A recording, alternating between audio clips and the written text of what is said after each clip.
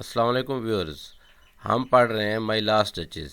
اب اس کا second part پڑھ رہے ہیں۔ اگر آپ پہلا پارٹ سننا چاہیں تو ڈسکرپشن میں لنک موجود ہے، اس پہ کلک کریں اور مائی لاسٹ ڈچز کا پہلا پارٹ سن لیں۔ اب ان لائنز میں وہ اس کے ہارٹ کی بات کر رہا ہے اور اس کے ایکسپریشنز کی بات کر رہا ہے، اس کے پیچھے اس کی مزاج کو بتاتا ہے ڈیوک۔ کیا کیا کہتا ہے، سنیے۔ She had a heart, how shall I سے۔ اس کا دل ہی ایسا تھا، میں اس کے بارے میں اب کیسے کہہ سکتا ہوں، کیا کہہ سکتا ہوں۔ Too soon glad, too soon made glad, too easily impressed, کہ وہ بہت جلد خوش ہو جاتی تھی اور بہت جلد ہی کسی سے امپریس ہو جاتی تھی۔ وہ جو بھی دیکھتی تھی، جسے بھی دیکھتی تھی، اس چیز کو لائک کرنے لگ جاتی تھی۔ Sir it was all one, اس ڈچز کے لیے سب برابر تھے۔ My favour at her breast, the dropping of the daylight in the west. ان لائنز میں ڈیوک کہتا ہے کہ میرا دیا ہوا ہار، یا جو اس کو گولڈ کی جیولری ڈیوک نے دی ہوئی تھی، اس کے متعلق کہہ رہا ہے کہ میرا دیا ہوا ہار اس کے بریسٹ پہ ایسے ہی سجتا تھا اور اس کو اتنی ہی خوشی عطا کرتا تھا جتنا ڈوبتا ہوا سورج۔ دی بو of cherries some officious fool broke in the orchard for her۔ وہ اتنی سادہ مزاج تھی کہ اس سے اگر کوئی باغ سے چیریز بھی توڑ کے لا دیتا تھا تو وہ اس سے بھی خوش ہو جاتی تھی۔ The white mule she rode with round the terrace, خچر پر بیٹھ کر ٹیرس کا چکر لگانے سے بھی وہ خوش ہو جایا کرتی تھی۔ All and each would draw from her alike the approving speech or blush at least۔ وہ اتنی سادہ مزاج ڈچز تھی کہ اس کی نظر میں تمام چیزیں برابر تھیں، یا وہ کسی چیز کے لیے کوئی دو حرف بول دیتی تھی یا شرما جاتی تھی۔ She thanked man good but thanked، وہ ہر ایک مرد کا شکریہ بھی ادا کرتی تھی، یہ اچھی بات ہے۔ دراصل ادھر جو ہے ڈیوک جو ہے اس کے مردوں کو شکریہ ادا کرنے کے طریقہ کار پر اعتراض کر رہا ہے اور اپنے خدشات کے اظہار کی کوشش کر رہا ہے۔ ہم ان لائنوں کو دوبارہ پڑھ دیتے ہیں۔ She thank men good but thanked. Duke نے ڈچز کے مردوں کے شکریہ ادا کرنے کے طریقہ کار پر بھی اعتراض کیا ہے، در حقیقت وہ اپنے خدشات کا اظہار کرنے کی کوشش کر رہا ہے۔ Somehow I know not how, as if she ranked my gift of a 900 years old name with anybody's gift۔ یہاں وہ اپنی اس بات کا اظہار کرتا ہے کہ اسے اتنی امتیاز برتنے کی جو ہے قوت بھی نہیں عطا کی گئی کہ وہ اس کے خاندان کے پرانے معاشرتی نام، 900 سال پرانے نام، اور جو دوسرے لوگ اس کو گفٹ دیتے ہیں ان میں کوئی فرق روا رکھ سکے۔ اس کی نظر میں 900 سالہ پرانا نام اور معاشرتی مقام اور کسی عام سے شخص کا گفٹ دیا ہوا، وہ تمام چیزیں ایک ہی برابر ہیں۔ لاسٹ لائنز میں آپ نے بتایا تھا کہ ڈیوک جو ہے ڈچز کے جو خاندانی تقابلی جائزے کی بات کر رہا ہے یا اپنے گفٹ سے کسی اور گفٹ کی بات کر رہا ہے، اس پہ ناراضگی کا اظہار کرتا ہے کہ ان کے درمیان ڈفرینشیٹ نہیں کر سکتی، ڈسٹنکشن نہیں روا رکھ سکتی۔ نیکسٹ لائن دیکھیے۔ Who'd stop to blame this sort of trifling. اب وہ کہتا ہے کہ کون ایسا ہے جو اس کے سامنے جھکے یہ بات اس کو سمجھانے کے لیے کہ تم غلط کر رہی ہو۔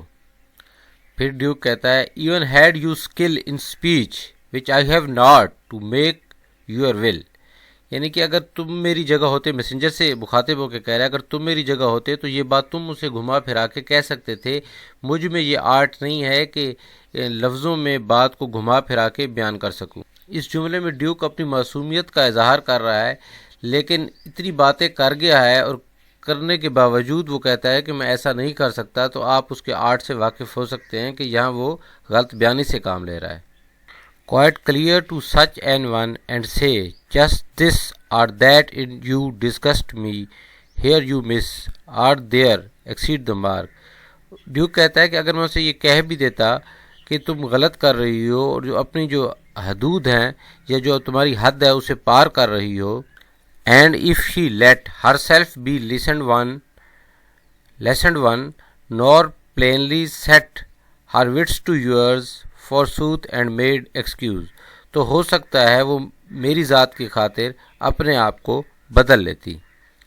Even then would be some stooping and I choose never to stoop. اب یہاں بات کو ایک نیا ٹرن دیتا ہے، کہتا ہے کہ ڈچیز کو اس کی غلطی بتانا بھی اس کے سامنے جھکنا ہی ہوا، تو میں نے یہ چوز کیا، میں نے یہ فیصلہ کیا کہ میں اس کے سامنے نہیں جھکوں گا۔ Oh sir she smiled no doubt whenever I passed her. یہاں وہ میسنجر کو بتا رہا ہے کہ جب بھی میں اس کے پاس سے اس میں کوئی شک نہیں ہے کہ میں جب بھی اس کے پاس سے گزرتا تھا تو وہ مسکرا دیتی تھی.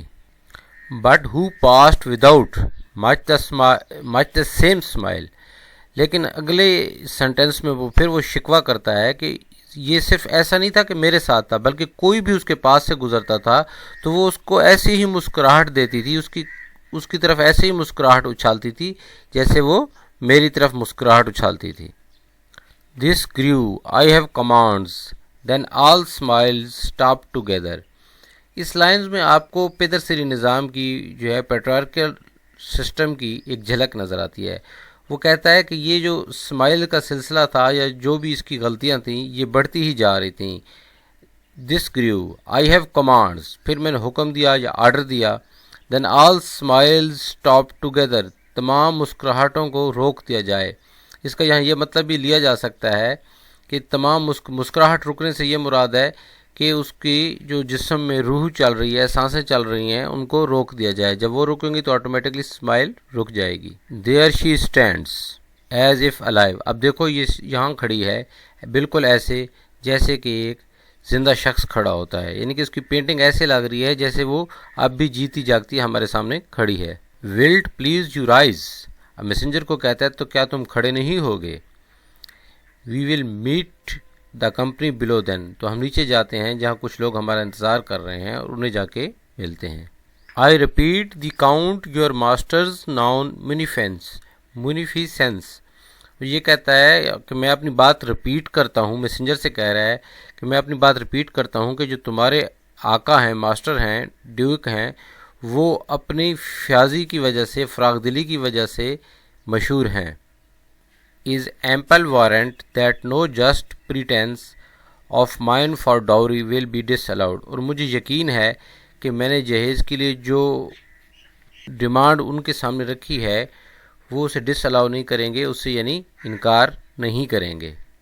اب اگلی لائن سے آپ ڈیوک کی چالاکی کا اندازہ لگا سکتے ہیں. Though his fair daughters self as I avowed at starting is my object. لیکن میں تو آپ کے ڈیوک کی صرف بیٹی ہی چاہتا ہوں، مجھے جہیز وغیرہ کا کوئی لالچ نہیں ہے. حالانکہ پہلے وہ اس کو اس طریقے سے قائل کر چکا ہے کہ جو میں ڈیمانڈ رکھ چکا ہوں وہ اسے ڈس الاؤڈ نہیں کریں گے.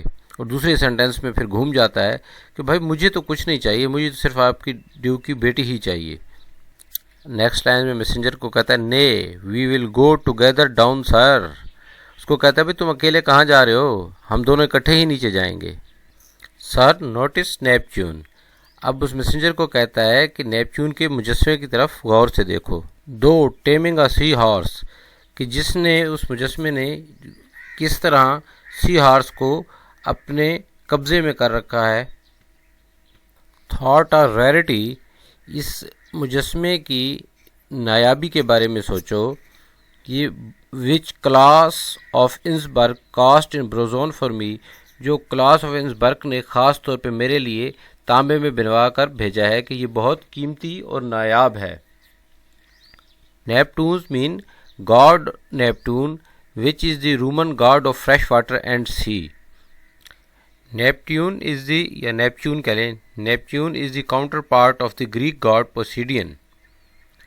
In the Greek influenced tradition, Neptune is the brother of Jupiter and Pluto. یعنی کہ جو کردار رومن ریلیجن میں نیپچون ادا کرتا ہے وہی کردار گاڈ پوسیڈین گریک ریلیجن میں ادا کرتا ہے، گریک میتھالوجی میں. گریک میتھالوجی میں نیپچون جو ہے جوپیٹر اور پلوٹو کا بھائی ہے، اور ان دونوں کے قبضے میں فریش واٹر اور سمندر کا پانی ہوتا ہے. تو ویورز یہ تھا ہمارا آج کا ٹاپک.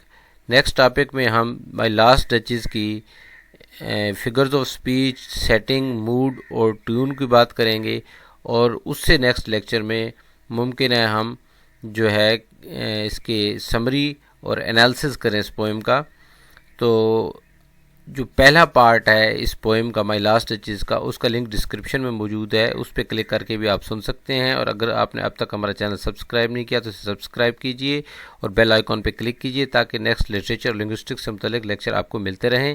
اگر آپ کو لیکچر پسند آیا ہے تو لائک کے بٹن پہ کلک کریں، اگر پسند نہیں آیا تو ڈس لائک کے بٹن پہ کلک کریں، اور کمنٹ باکس میں ضرور ہمیں اپنی رائے دیجئے تاکہ ہم اپنے فردر لیکچرز کو بہتر کر سکیں۔